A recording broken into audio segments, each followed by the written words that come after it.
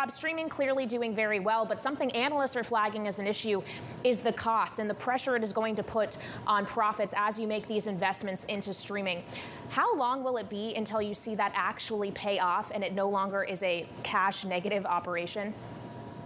Yeah, sure. Well, look, we're tremendously excited about what's going on at the company we now call Paramount. Last year, when we staged an investor event, we talked about our streaming strategy, we talked about the launch of Paramount Plus, and we talked about the need to invest in it. And since then, we've been doing exactly what we said we would do.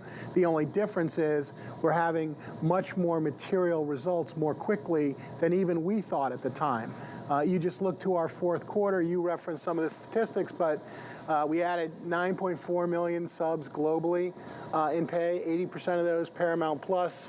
By the way, we added 10 million MAUs to our market-leading free ad-supported streaming television product, Pluto TV. So we had an amazing quarter in streaming. And by the way, we had an amazing quarter in our traditional business, too. We have the top 4 shows on linear television in CBS's FBI, Equalizer, and NCIS, and Paramount Network's Yellowstone.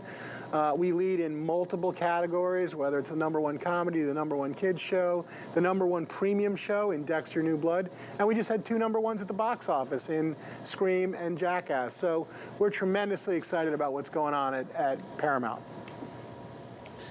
Bob, to follow up on Kaylee's question, though, how long are you going to have to keep investing in the streaming business to get the kind of scale you think you're going to need? And at what point do you get to the same kind of margins that you're seeing in linear right now?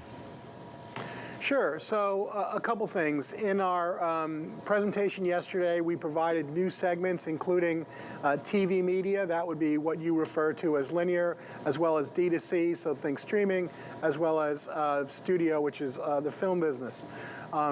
In terms of your question on investment and margins, what we said yesterday is that we would have peak streaming losses in terms of investment in 2023.